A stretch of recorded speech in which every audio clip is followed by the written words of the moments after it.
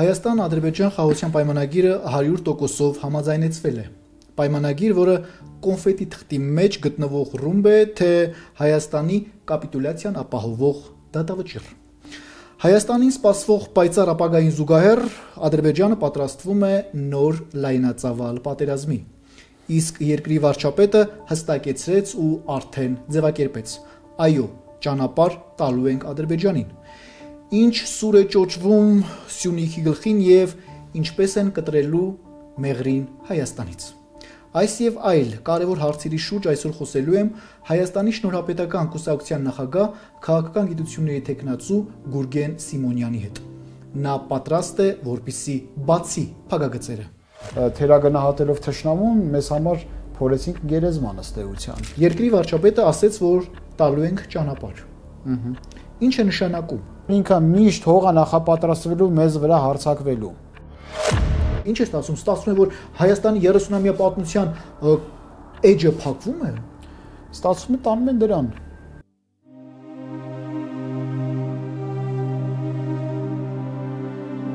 Եթե հայցերը հետ վերցնենք միջազգային ատյաններից, ինչ է սպասվում մեզ։ Նորից ցեղասպանություն։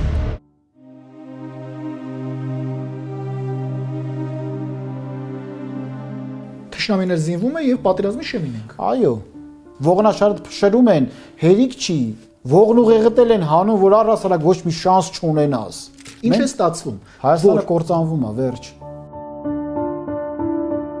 Ենթադրել, որ Ալիևը հասնել է իր ուզածին։ Չի լինի։ Ես ամբողջ իմ ներուժը գործադրեմ, որ դա չլինի։ Իսկ ինչ է գրված պայմանագրի մեջ։ Նիկոլ Փաշինյանը այլևս անելիք չունի։ Ալիևը ուզում է մեղրին կտրել Հայաստանից։ Մենք սահմանադրությամբ ենք զբաղվում։ Որտեվ Ալիևն է պահանջել, որ սահմանադրությամբ զբաղվեք։ Երկրի ղեկավար խաբել է ժողովրդին։ Այո, կոչ եմ անում, որ Նիկոլ Փաշինյանը հրապարակի փաստաթուղթ է։ Ինչ է սպասում թշնամուն։ Կործանում, ջախջախում, լիակատար։ Բարև ձեզ, պարոն Սիմոնյան։ Բարև ձեզ։ Շնորհակալ եմ, որ տեսլականի հյուրն եք։ Շնորհակալ եմ հրավիրելու համար։ Քանի օր է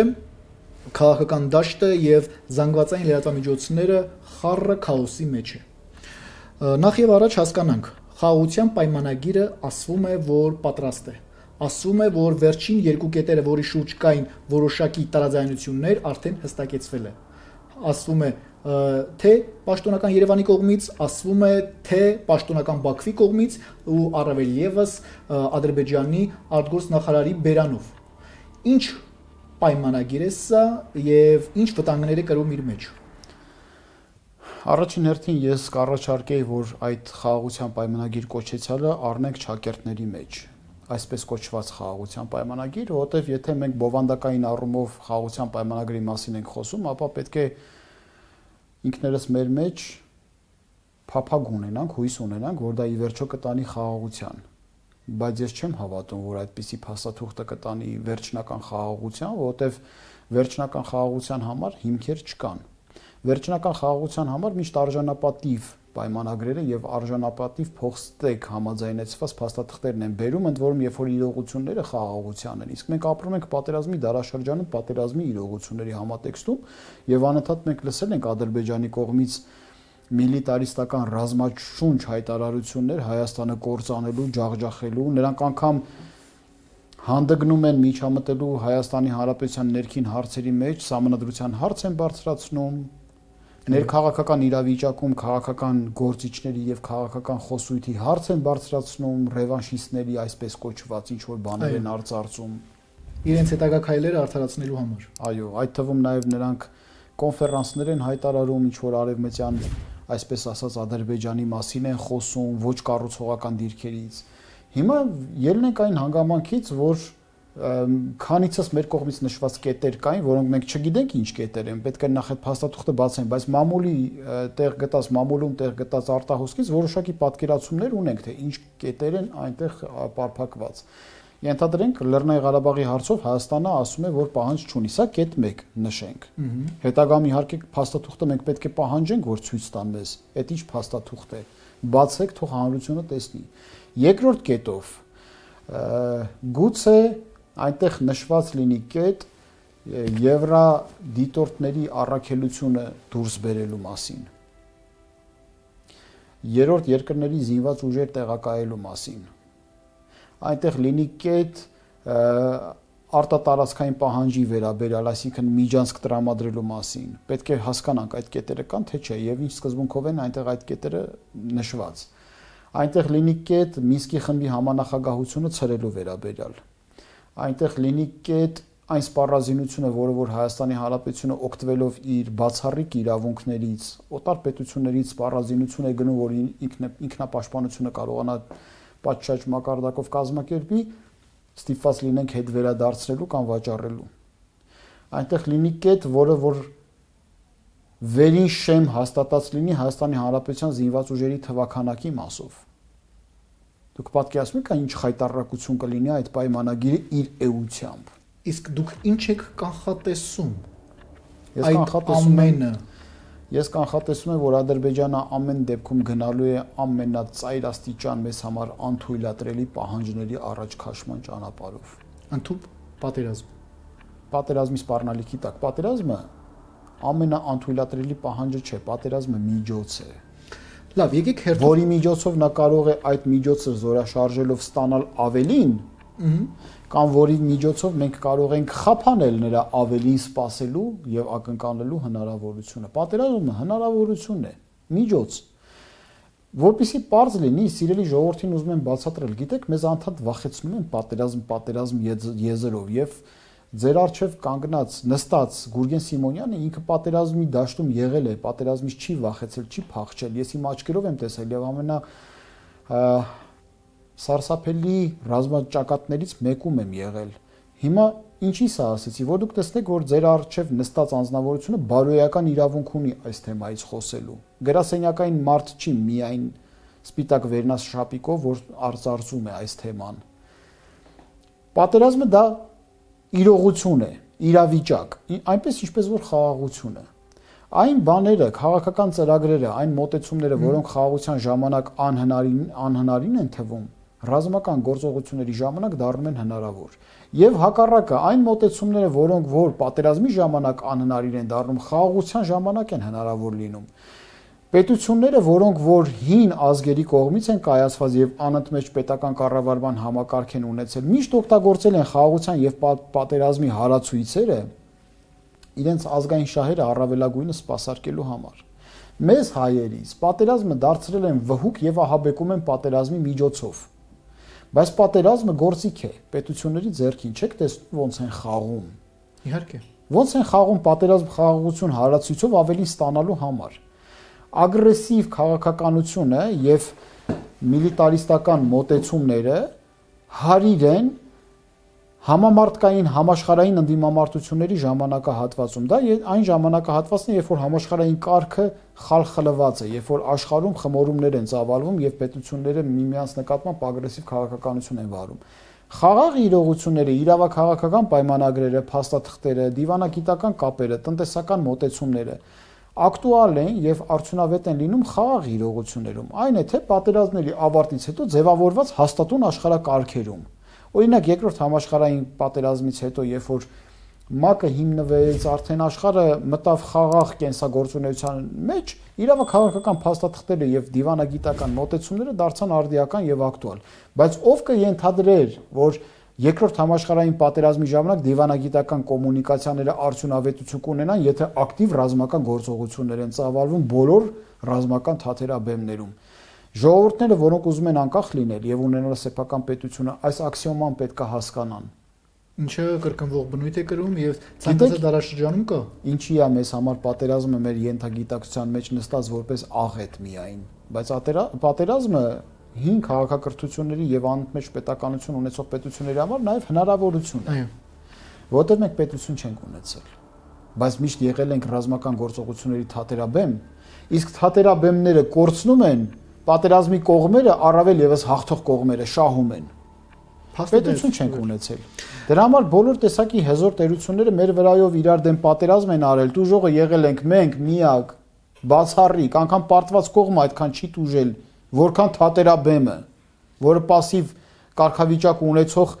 օբյեկտի կարգավիճակ ունեցող երևույթ է։ Մենք եղել ենք ըստ էության օբյեկտ, երկու սուբյեկտ իրար հարվածել են օբյեկտի վրա, մենք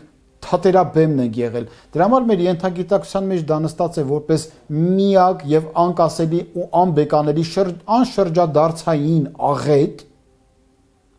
Եվ այս աղետը մեր մեջ հոգեբանական խնդիրներ է առաջացրել։ Հիմա մենք ունենք անկախ պետություն, եւ այդ անկախ պետությունը կարա տարբեր իրողություններում իր ռազմաքաղաքական շահերը առավելագույնս հոգա եւ պաշտպանի իր հնարավորությունները, ընդլայնելով իր հնարավորությունները։ Մեր գլխին մահակ են սարքել պատերազմի հիմա էլ Նիկոլ Փաշինյանի կառավարությունը ժողովրդին ահաբեկելով մանա գալիս, ասում են մեզ սպառնում են թե կկրակեն մեզ վրա, դրա համար ինչին ասես գնացել ենք ընդառաջ։ Այդպես ո՞նց կլինի։ Հետո միջև երբ։ Միջև այն դեպքը, երբ որ հայ ժողովուրդը հասկանա, որ Նիկոլ Փաշինյանը այլևս անելիք չունի եւ համախմբվի նոր քաղաքական ուժերի շուրջը, որոնք ունեն տեսիլ եւ պայքարելու կամք, նաեւ ունեն հնարավորություններ բացահայտելու Հայաստանի Հանրապետության պոտենցիալը բարձրացնելու ռազմավարություն եւ հնարավորություններ։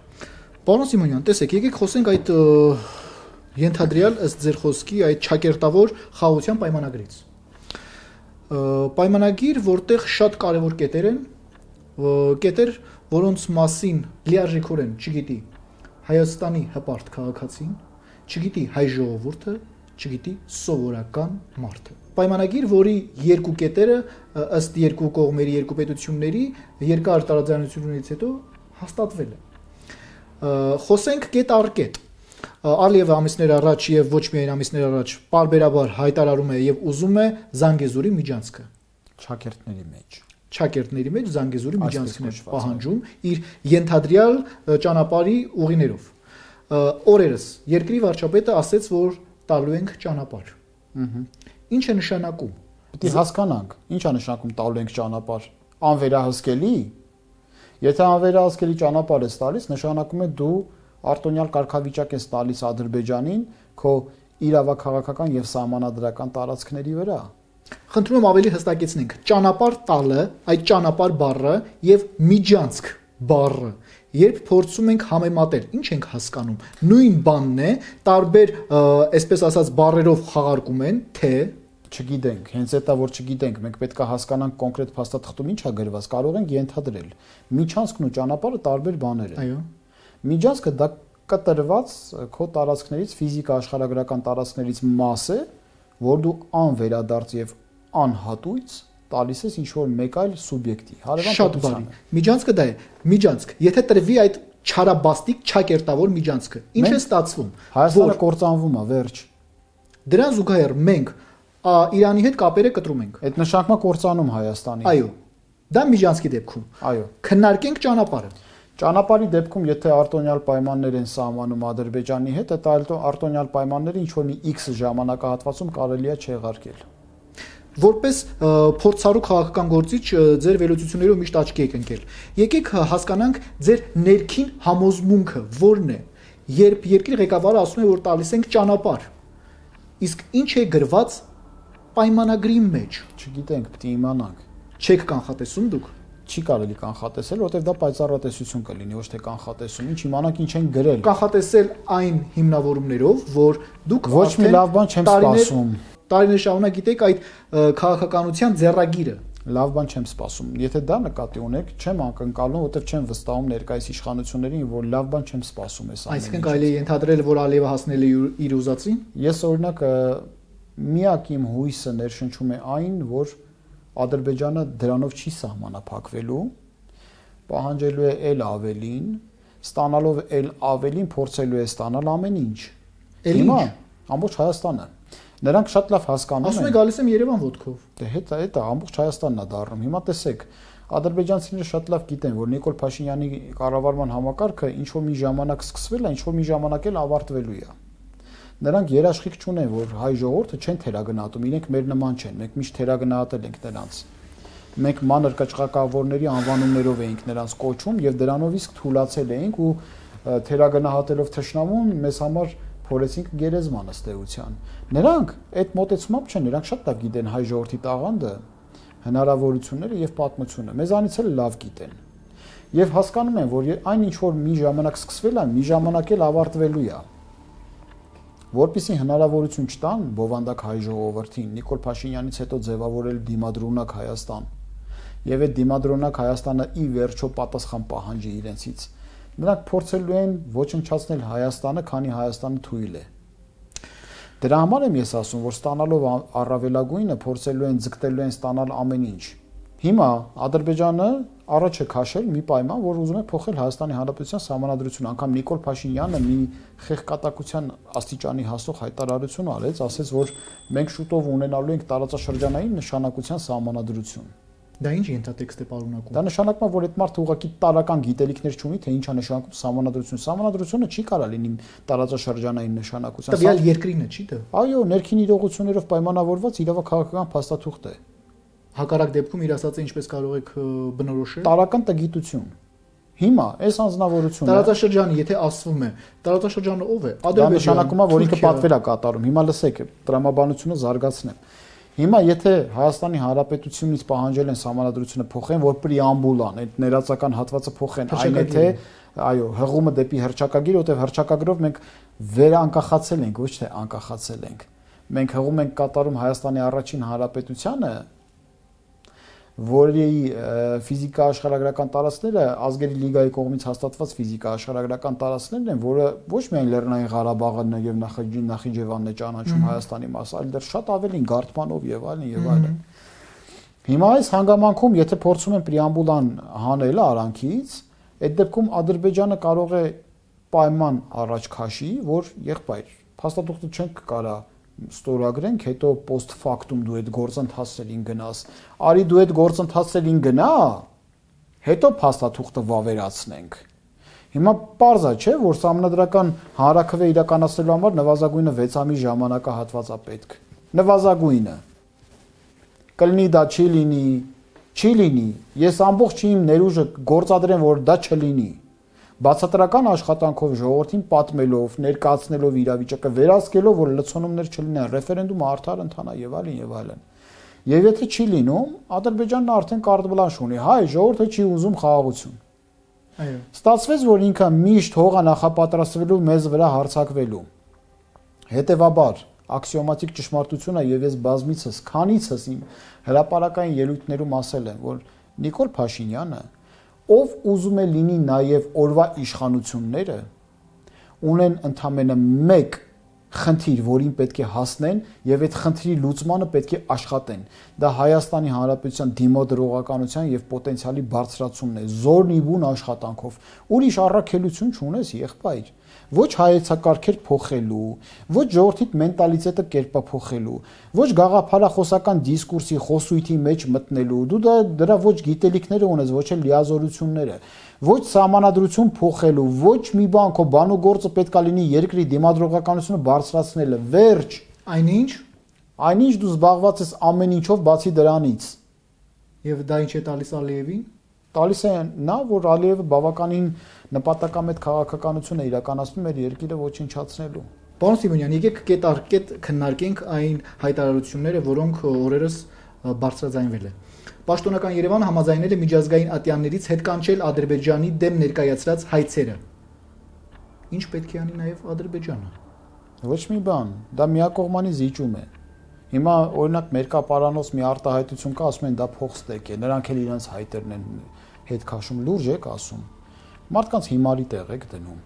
Հիմա Ադրբեջանի կեղծիքներով, զրպարտություններով, շինց ու կարված գործերով հայցերը համեմատում եք մեր օբյեկտիվ հայցերի հետ,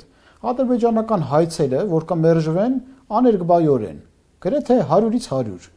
Մեր հայցերը, որ նպատակին կհասնեն, կրկին աներկբայորեն 100-ից 100։ Եվ դա վախեցնում է Ադրբեջանին։ Այո, բա հիմա մեր ժողովրդին փաթեթավորում են, թե մենք էլ ենք հանում, նրանք էլ են հանում։ Նրանք հանում են քո արած ինչը։ Բայց ինչ ես արել դու։ Բայց այսպես թե այնպես միթե կարելի է վստահել, որ Ադրբեջանը հետ կվերցնի այդ Ենթադրենք չի վերցնում հետ։ Ենթադրենք չի վերցնում հետ։ Ձեր կարծիքով ՄԱԿ-ի քրեական դատարանը եւ միջազգային հանրությունը Հայաստանին դատապարտելու որևէ մի գործի շուրջ հիմք կգտնի, բայց միթե լուրջ տպավորություն կկազմի այն պետության մասին, որը հայցեր է ներկայացնում, հետո հայցերը հետ վերցնում, դա անլրջության ժանր չի։ Իհարկե, դա նշանակում է դու ցեղասպանի ձեռքերը ազատում ես, երկրորդ, երրորդ, չորրորդ ցեղասպանությունները քո գլխին բերելու։ Կարճ պատասխանեք, եթե հայցերը հետ վերցնենք միջազգային ատյաններից, ինչ է սպասվում մեզ։ Նորից ցեղասպանություն։ Հաջորդ կետը։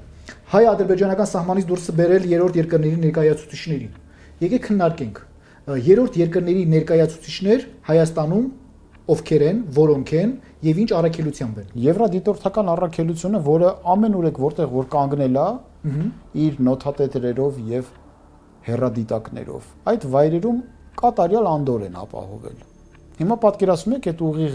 դիտորդներին հեռացրեցին, նշանակում է անվերահսկելի սև խոռոչ, ինչ ասես կարա լինի։ Ադրբեջանը նրանց անվանեց լրտեսներ, բայց որտեղ են կանգնած։ Հայաստանի Հանրապետության տարածքի վրա, չէ՞։ Այո։ Այդ դեպքում քո գործը չի, լրտես են, լրտես չեն, քեզ ինչ։ Միջամտում ես մեր ներքին հարցերի մեջ։ Այ երբ որ կանգնած կլինեն Եվլախում կամ Բաքվում, այդ ժամանակ մտահոգվի։ Թող քո ռազվեդկան աշխատի, բայց այդ մարդիկ կանգնած են Հայաստանի Հանրապետության հողի վրա, չէ՞, թույլ ենք տվել, կանգնել են։ Լրտես են, ահաբեկի չեն, ինչ են, քո գործը չի։ Պարոն Սիմոնյան, որպես քաղաքական գործիչ, որպես կուսակցության հիմնադիր, ղեկավար, որպես առաջին հերթին Հայաստանի Հանրապետության լիիրավ քաղաքացի, ինչպես եք պատկերացնում այդ գործառույթը, այդ գործողությունը, ինչպես պետք է ճիշտ եւ իրավական մոտեցում ունենա։ Ասվում է, որ խաղաղության պայմանագիրը պատրաստ է 100%-ով։ Ինչու Հայաստանի Հանրապետության լիիրավ քաղաքացիներին հստակ կետ առ կետ չեն ներկայացնում։ Որտեվ բոլորը դուրս կգան փողոց։ Վստահ եք։ Ուզում եմ հավատալ։ Հավատեսական եք։ Նկատի ունենալով մեր ժողովրդի կրավորական վարքը վերջին ժամանակաշրջանի, գուցե եւ դա փողոց չբերի։ Մարդիկ ավելի հակված են 100 դրամի համար դուրս գան փողոց, քան երկիրը կորցնելու ռազմավարական հեռանկարի համար։ Եթե դուրս գան փողոց, օրինակ, վատագույն սցենարն են քննարկում, որ այդ պայմանագրի մեջ կա, որ Զանգեզուրի միջանցքը պետք է տրվի, արտահերթ խորհրդանական դրություններ պետք է պահանջեն, վերջ։ ինչի միջոցով, ուժի դուրս են գալիս փողոց, ասում են ձեր վարած քաղաքականությունը վստահություն չի ներշնչում, ցանկանում եք արտահերթ խորհրդանական ընտրություններ։ Իշխանությունը պատուհանից ենթադրենք ալեգորիկ մի քիչ գունեղ ներկայացնենք, որ մարդկանց համար հետաքրքիր լինի։ Ասում է ժողովուրդ ինչի։ Ժողովուրդն ասում է, որովհետև 2021 թվականին, երբ որ մենք գնացինք ընտրությունների եւ ընտրեցինք քեզ, քո նախընտրական խոստումները եւ քո կուսակցության կողմից առաջ քաշված ծրագիրը ուրիշ բանի մասին էր, ախպեր ջան։ Դու հիմա ուրիշ բան ես անում։ Սրա համար մենք քեզ քվե չենք տվել։ Իսկ քո ընտրվելու փաստը ինդուլգենցիա չի քո համար, որ դու ինչ ուզենաս անես։ Քո ընտրվելու փաստը լիազորություն է, որ դու քո նախընտրական խոստումներն ու ծրագիրը առաջ տանես, ոչ թե որ ուրիշ ծրագիր ցույց տաս, գաս ուրիշ բան անես։ Ինչ է ստացվում հիմա։ Ստացվում է, որ խաբել ես մեզ։ Մտել ենք խանութ, ուզեցել ենք մի բան առնենք, ուրիշ բան տվել ես։ Երկրի ղեկավար խաբել է ժողովրդին։ Այո։ Ուրիշ բան է խոսք տվել։ Իր ընտրազանգվածին։ Այո, ուրիշ բան է խոսք տվել, բացեք, կարդացեք։ Պարոն Սիմոնյան, ինչ է ստացվում։ Սա այս ճակերտավոր խաղաղության պայմանագիրը ինչ որ կողմերի բանակցման հետևանքով եւ արդյունքում ձևավորված փաստաթուղթ է, թե ուղիղ Ադրբեջանի եւ Թուրքիայի կողմից պարտադրանք։ Դա պարտադրանք է, դա Հայաստանի Հանրապետության չեղած պարտություն է, կապիտալիզացնելու հանգամանք է։ Մենք չենք պարտվել։ Հայաստանի Հանրապետությունը իր ամբողջ պետական ներուժով չի մտել պատերազմի մեջ։ Այն մարդիկ, ովքեր որ ասում են Հայաստանի Հանրապետությունը մտել է պատերազմի մեջ, գաղափար չունեն, թե պետությունը ոնց է մտնում պատերազմի մեջ։ Հայաստանի Հանրապետության զինված ուժերի մուտք գործելը պատերազմի մեջ, դա դեռ չի նշանակում Հայաստանի Հանրապետության մտնել պատերազմի մեջ։ Դեռ զինված ուժերը Հայաստանի Հանրապետության պաշտպանական անվտանգային համակարգի 10%-ն է ընդամենը։ Կարամ բացատրեմ հիմնովի երկիրը երբ որ մտնում է ռազմական գործողությունների մեջ երկրի տնտեսությունն է մոբիլիզացվում ազգաբնակությամբ հանդերձ այդ դեպքում դուք ոչ թե 20000 50000 60000 թվականակի մասին կխոսեիք այլ 250000 300000 400000 կես միլիոնանոց մարդկանց մասին կխոսեիք դուք այդպիսի պոտենցիալով մտել եք խաղի մեջ ու պարտվել եք ձեռ եք առնում Իհարկե ոչ։ Զինված ուժերը մասնակցել է պատերազմին, այո, եւ պարտվել է։ Բայց Հայաստանի Հանրապետությունը ամբողջ պոտենցիալով չի մտել պատերազմի մեջ։ Հետևաբար որտեղից եք ասում, որ Հայաստանի Հանրապետությունը պարտվել է։ Հայաստանի Հանրապետությունը այդ պատերազմում բզբզացել է ու պարտվել է, չի մտել պատերազմի մեջ։ Իսկ Ադրբեջանը պոտենցիալով հանդերձ մտել է իր դաշնակիցներով, ռազմարդյունաբերությամբ, սուվերեն պետության վրա։ այո, պոտենցիալով ամբողջ երկրի ներուժով հարվածել է քո 10%-ին։ Իր 100% եկե խփել է քո 10%-ին։ Չեն ուզում հասկանան։ Պատերազմներ, կորուստներ, Արցախի ժամանակավոր կորուստ, հայաթափում, ցեղասպանություն, հիմիկվա դրությամբ օկուպացված ու հայաթափված Արցախ, միլիարդավոր դոլարների կորսված զենք ու զինամթերք, որ արդեն Ադրբեջանի ձեռքում է, միլիարդավոր դոլարների տնտեսական վնաս, Հայաստանում օկուպացված հստակ տարածքներ, Գեղարքունիքում, Սյունիքում, Վայոց ձորում, Տավուշում, կախված վտանգ կոնկրետ Սյունիքում, ներխուժման վտանգ Սյունիք, կոնկրետ պարտադրանք ու սպառնալիք Զանգեզուրի Միջանցք Կոչեցյալի մասով, ինչ է ստացվում, կարելի է ասել, որ այդ փաստաթղթով որևէ կետ բացեի բաց չի խոսվում այդ ամենից հետո։ Դրան պլյուս կա տեսակետ, որ կարող է այդ փաստաթղթը մեր 30-ամյա վերջին անկախությունը կոնկրետ տապալի։ Այո։ Այո, եթե Հայաստանի Հանրապետությունը ինքնապաշտպանվելու բոլոր հնարավորություններից զրկվեց, ոնց պետք է դիմադրողականությունը ապահովի իր։ Պատկերացրեք մի մարդ, որը մտնում է ինչ-որ մի սրահ, որտեղից ամբողջ թթվածինը քաշել, ողջ կմնա, կմահանա, չէ։ Իհարկե, ինչ է ստացվում, ստացվում է, որ Հայաստանի 30-ամյա պատմության էջը փակվում է։ Ստացվում է տանում են դրան։ Տանում են դրան։ Հայաստանի Հանրապետության ժողովուրդը պետք է համախմբվի նոր ուժերի շուրջ։ Նոր ուժերի շուրջ։ Մեր պոտենցիալը ժողովրդի վրա է հիմնված։ Նոր ուժերը կան եւ Հայաստանի Հանրապետության ժողովուրդը համախմբվելով նոր ուժերի շուրջ հնարավորություն կտա, որ նոր ուժերը թափ հավաքեն եւ ներքաղաքական դաշտում ավելի ակտիվ գործ առնվեն եւ հայտ ներկայացնեն, որպեսզի շուտ-ապույտ տեղի ունենա իշխանափոխություն։ Այլ ճանապարհ չկա։ Քննարկելով այդ աղետ թեման, այդ ճակերտավոր խաղաղության պայմանագիրը, ըստ ձեզ որևէ մի կետ, որևէ մի դրույթ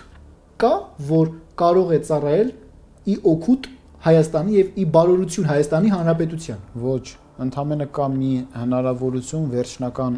ավարտը մի որոշ ժամանակ էլ երկարաձգելու։ Բայց վերջնական ավարտը չթողնելով շանս ավարտից խուսափելու։ Չթողնելով շանս ավարտից խուսափելու։ Սա ուզում եմ եւս մեկ անգամ շեշտել։ Կփախչենք պայքարից այսօր, կկորցնենք պայքարի ընթացքում ողջ մնալու հնարավորությունը հետո։ Խնդրում եմ ուշադրություն դարձրեք։ Պայքարը այսօր, իսկ դա չի նշանակում ռազմական բախում, դա նշանակում է պետական իմունային համակարգի բարձրացում, հնարավորությունների բացազատում, դաշնակիցների որոնում, զինված ուժերի տոտալ վերազինում, զինված ուժերի կազմակերպում, ընդ որում պետական կառավարման համակարգը մենեջմենթի մասին է, կառավարման մասին է։ 4 կուրս իրավաբանական ֆակուլտետ սովորած, այնուհետև դուրս մնացած անձնավորությունը գաղափար չունի, ինչ է նշանակում պետություն։ Սիրելի քաղաքացիներ, մի համախմբվեք անձանց շուրջ, որոնք ոչ միայն թերի բարձրագույն ունեն, այլ նաև միջնակարգ կրթությամբ են հավակնում երկրի ղեկավարի պաշտոնին։ Նրանք գաղափար չունեն պետական կառավարման համակարգը ինչ է։ Այդ անձիկ, որ մեծ խոսում են, կոմանդանտեի փափախներով կամ չգիտեմ ինչերով, նրանք պետական կառավարման համակարգը գյադեք այս կողմ, գյադեք այն կողմ, մակարդակից այն կողմ չեն պատկերացնում։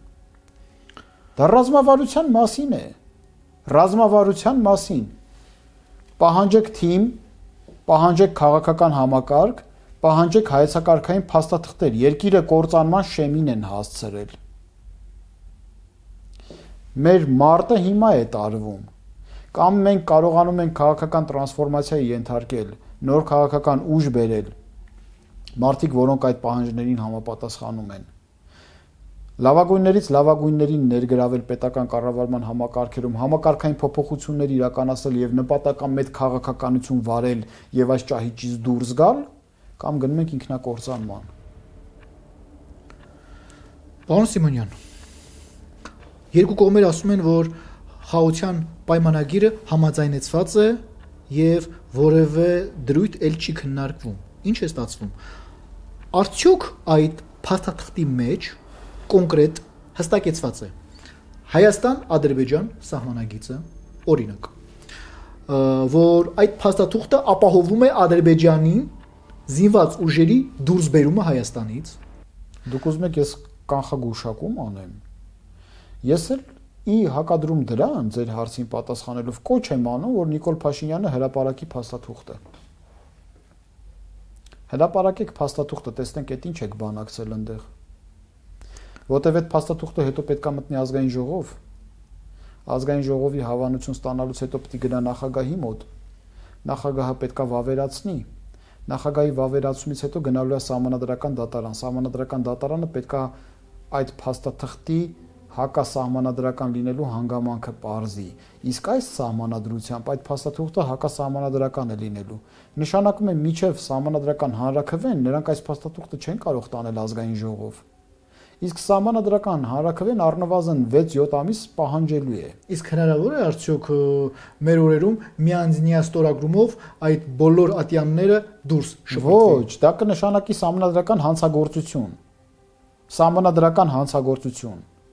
Մենք այն քաղաքական ուժերից չենք, չէ՞, որ մերկապարանոց սրան նրան ասում են դավաճան եւ այլն եւ այլն։ Սա արդեն քրեական հոդված ենթադրող հանգամանք է։ Ով է պատասխանատվության ենթարկելու ում։ Ժողովուրդն է պատասխանատվության ենթարկելու բոլոր այն մարդիկ, ովքեր որ մտածում են, թե իրենք վեր են օրենքից եւ պատասխանատվություն չեն կրելու, իրենք շարունակում են թերագնահատել հայ ժողովրդին։ Պատասխան կտակ ամբողջ խստությամբ։ Ամբողջ խստությամբ։ Համոզված եք։ Վստահ եմ։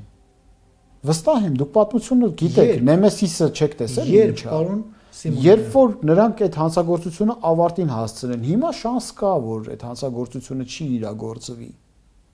Շանս կա, որ այդ հանցագործությունը չի իրագործվի։ Բայց արվում է քայլեր ու հասկանում որոնք վտանգավոր են։ Վտանգավոր են հայցեր ետ կանչելը, Այստեղ ուրիշ հանգամանք կա։ երկրների ներկայացուցիչներին հեռացնելը, Հայցերը ետ կկանչի։ ճանապարհ տալը, քիչ է դա պարոն Սիմոնյան։ Ոչ, հայցերը հետ կկանչի Հայաստանի Հանրապետությունը, քաղաքական ուժեր կլինեն, որ հայցերը միևնույնն է կտանեն։ Ուրիշ պետություններ հայցերը կտանեն, Ֆրանսիան կտանի հայցերը։ Հայ ժողովրդի խնդրանքով։ Ինչ կարգավիճակ։ Հայաստանի շնորհապետական կուսակցությունը կզբաղվի այդ հարցերով։ Մենք դատի կտանք Ալիևին եւ Ադրբեջանը։ Մենք դատի կտանք։ Թող հələ փորձեն հայցերը Հայաստանի Հանրապետությունը հետ քաշի։ Հայաստանի Հանրապետությունը քաղաքական ինստիտուտ է։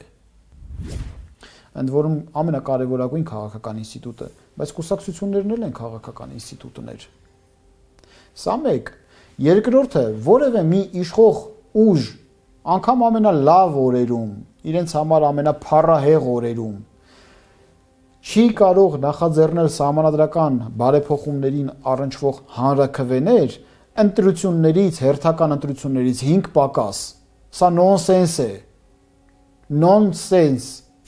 Ընտրություններին հերթական մնացել է մի տարի, դու դրանից ընդամենը 6 ամիս շուտ, 5 ամիս շուտ սահմանադրական հանրաքվե ես ուզում նախաձեռնել։ Չի կարելի նման քայլի գնալ, դու այդ լեգիտիմության չափաբաժինը չունես։ Եկեք նախ եւ առաջ հասկանանք այսօր մեզ համար որքանով է առաջնային սահմանադրական բարեփոխումները։ Առաջնայինն է, որտեղ մեր ներկայիս սահմանադրությունը լավը չի։ Բայց ոչ Նիկոլ Փաշինյանի կողմից նախաձեռնած տարածաշրջանային սահմանադրության համատեքստում։ Ներկայիս սահմանադրական կարևոր խնդրի առջև ենք այսօր կանգնած, պետք է սահմանադրություն փոխենք։ Հիմա չէ։ Սահմանադրությունը Սերժ Սարգսյանի կոստյումն է։ Շատ բարի։ Այն որ Նիկոլը հակելա չի ուզում հանի։ Լավ, բոլորս էլ հասկանում ենք այդ թերությունները։ Իդեալական պարագայում սահմանադրությունը մեկ ապտի փոխենք, բայց ոչ հիմա։ Այո, օրակարգային հարց է։ Չէ։ Հիմա չէ։ Հիմա Հայաստանի Հանրապետության օրակարգային հարց է Հայաստանի Հանրապետության դիմադրողականության բարձրացումը, անվտանգային պաշտպանական հարցերը։ Ալիևը ուզում է մեղրին կտրել Հայաստանից, մենք սահմանադրությամբ ենք զբաղվում։ Որտեվ Ալիևն է պահանջել, որ սահմանադրությամբ զբաղվեք։ Իսկ կարող է հանկարծ այդ պայմանագրի մեջ սահմանադրության փոփոխության կետներ որպես դրույթով ներկայացվում է։ Հա, բա ասել են, չէ՞։ Բա տարածաշրջանային սահմանադրությունը ինչի մասին էր Նիկոլ Փաշինյանի։ Ապա ինչպես պետք է կնքվի այդ փաստաթուղթը։ Բայց Եթե ես չեմ եթե խաղաղության պայմանագիր կոչեցյալը մակագրվում է, կնքվում է,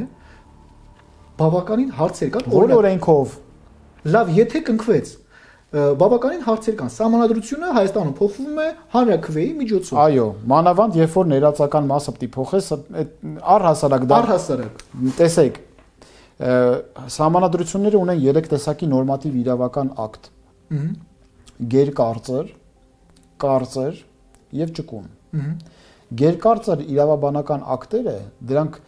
դեպի տիեզերք բաց թողնված քաղաքական իրողություններ են, անգամ ժողովուրդը հանրաքվեով չի կարող փոխել։ Օրինակի համար Հայաստանի Հանրապետության ներածությունը, Սահմանադրության ներածությունը, Հայաստանի Հանրապետության Սահմանադրության 1995 թվականի Սահմանադրությամբ առաջին հոդվածը, երկրորդ հոդվածը, երրորդ հոդվածը եւ 114-րդ հոդվածները փոփոխման ենթակա չեն։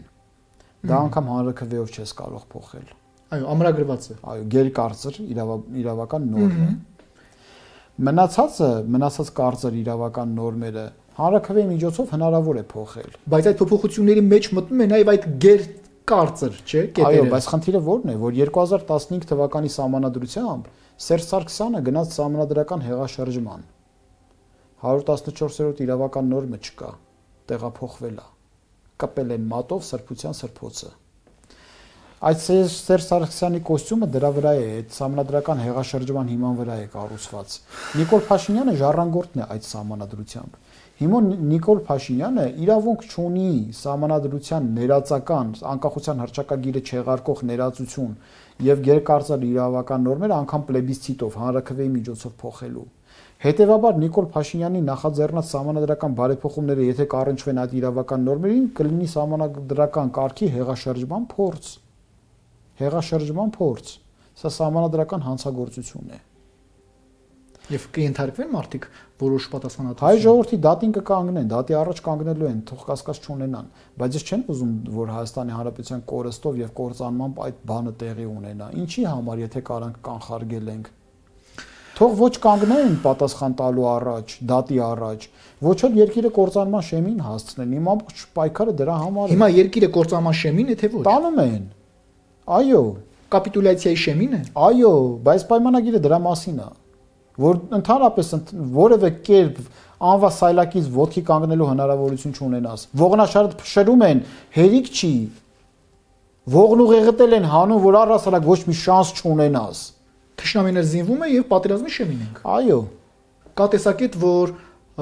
Հայաստանը այսօր գտնվում է անելանելի վիճակում, այդպես է։ ոչ իհարկե։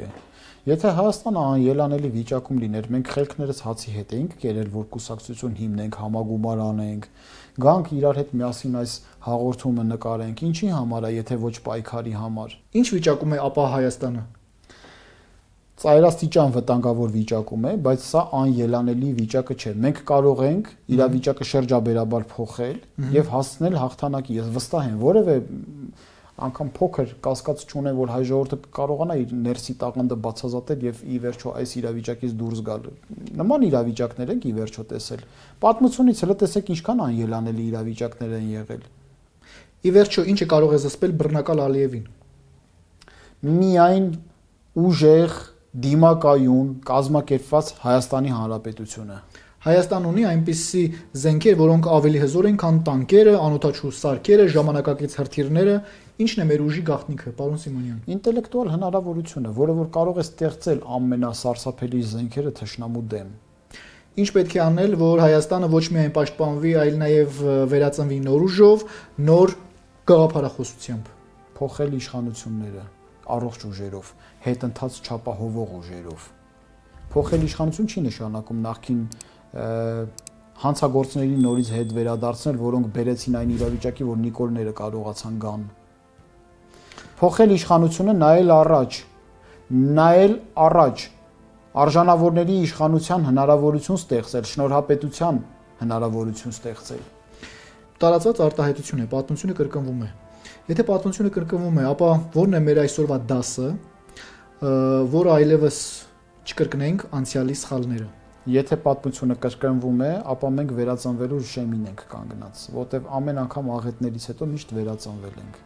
Ինչպես միշտ դուք ասում եք, որ Հայաստանը Փյունիկի նման Առնելու է մոխիրների մեջից եւ դա միշտ այդպես է, դա մեր գենետիկ կոդի մեջ է։ Հայ ժողովրդի տաղանդը ի վերջո փայլատակում է միշտ։ Այնուամենայնիվ, ինչպես զսպել մեկին, ով ուզում է խլել հայից այն, ինչը հայի համար սրբազան է, ինչը հազարամյակներ շարունակ մեզնից ոչ ոք չի կարողացել վերջնականապես խլել։ Ուժով, լինել ուժեղ։ Պատերազմել թշնամու դեմ։ Ոչ, լինել ուժեղ նշանակում է պարտադրել խաղաղություն։ Պատերազմում ես թշնամու հետ, երբ որ թույլ ես լինում, որտեվ գայթակղիչ ես, հարձակվում է քեզ հոշոտի։ Իսկ ուժեղի վրա ով է հիմար հարձակվի։ Լինել ուժեղ նշանակում է ապահովել արժանապատիվ խաղաղություն, որտեվ ուժն է ծնում իրավունք։ Ինչպես կարելի է կոտրել մի ազգի, որ իր հողի ամեն մի քարին, ամեն մի ծառին, ամեն մի գարնան ծաղկին անուն է տվել։ Պառակտելով եւ ընկճախտ ապաթիա սերմանելով, այն ինչ որ անում են։ Իսկ ինչպես կարող ենք այդ մարդուն, այդ ազգի, այդ սրբազան հողի հային հանել այս քաոսային, էժանագին եւ միևնույն ժամանակ անորոշ ու վախվորած վիճակից։ Արդարությամբ։ Հայ ժողովուրդը անարդարության տուժածն է։ Ինչ է սպասում թշնամուն։ Կործանում, ջախջախում, լիակատար։ Ալիևը ստանալու է արժանի հատուցումը։ Ալիևը անձամբ կստանա, թե Ադրբեջանը առհասարակ կստանա, ես դրանում կասկած չունեմ, բայց դրա համար մենք պետք է ոչ թե ապրենք եւ աշխատենք ընդդեմ ինչ-որ մի բանի, այլ հանուն մեր պետականության, հանուն հայ ժողովրդի։ Այդ դեպքում մենք կհզորանանք այն աստիճանի, որ ինքնաբերաբար մեր թշնամիները կոչնչանան, կամ կդադարեն թշնամի լինելուց, կամ առհասարակ կոչնչանան։ Այսօր ինչ լույս եք տեսնում Հայաստանի երկնակամարում։ Նոր քաղաքական ուժեր են ծնվում, ժողովուրդը պետք է զորավի կլինի, որովհետեւ ճանապարհը բացվում է ընթացողի ոտքերի տակ։ 3 բառ հայ ժողովրդին. չհուսահատվել, միշտ հավատալ, անգամ եթե միշտ խաբվել եք, գտեք ինչ որ մեկին, որին որ պետք է հավատաք, որտեղ եթե չհավատացիք, միևնույն է կորսվելու եք։ Չհուսախաբվել, հավատալ եւ ամուր կանգնել ոտքերի վրա եւ ձեր հայրենիքի վրա, մենք հաղթելու ենք։ Տեսնում եք դա։ Միանշանակ։ Շնորհակալ եմ։ Գեղեցիկ բովանդակալից միևնույն ժամանակ հետաքրքիր վերլուծությունների համար։ Սիրով։ Այսպիսին էր այսօրվա տեսլականը, զրուցում էի Հայաստանի Շնորհապետական կուսակցության հիմնադիր նախագահ, քաղաքական գիտությունների թեկնածու Գուրգեն Սիմոնյանի հետ։ Շնորհակալ եմ ուշադրության համար, բաժանորդագրվեք մեր ալիքին խաղաղություն եւ հաղթանակ հայոց աշխարհին։ Թերագնահատելով թշնամուն, մեզ համար փորեցինք գերեզման ըստ էության։ Երկրի վարչապետը ասեց, որ տալու ենք ճանապարհ։ Ինչ է նշանակում։ Ինքը միշտ հողը նախապատրաստվելու մեզ վրա հարձակվելու։ Ինչ է ստացվում։ Ստացվում է, որ Հայաստանի 30-ամյա պատմության էջը փակվում է։ Ստացվում է տանում են դրան։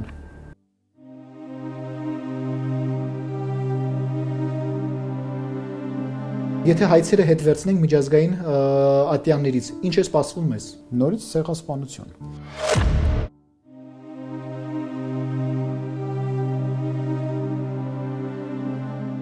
Թշնամիներ զինվում է եւ պատերազմի շեմին ենք։ Այո։ Ողնաշարդ փշրում են, հերիք չի։ Ողն ուղեղտել են հանուն, որ առհասարակ ոչ մի շանս չունենաս։ Ինչ է ստացվում։ Հայաստանը կործանվում է, վերջ։ Ենթադրել, որ Ալիևը հասնել է իր ուզածին։ Չի լինի։ Ես ամբողջ իմ ներուժը գործադրեմ, որ դա չլինի։ Իսկ ինչ է գրված պայմանագրի մեջ։ Նիկոլ Փաշինյանը այլևս անելիք չունի։ Ալիևը ուզում է մեղրին կտրել Հայաստանից։ Մենք սահմանադրությամբ ենք զբաղվում։ Որտեվ Ալիևն է պահանջել, որ սահմանադրությամբ զբաղվեք։ Երկրի ղեկավար խաբել է ժողովրդին։ Այո, կոչ եմ անում, որ Նիկոլ Փաշինյանը հրապարակի փաստաթուղթ է։ Ինչ է սպասում թշնամուն։ Կործանում, ջախջախում, լիակատար։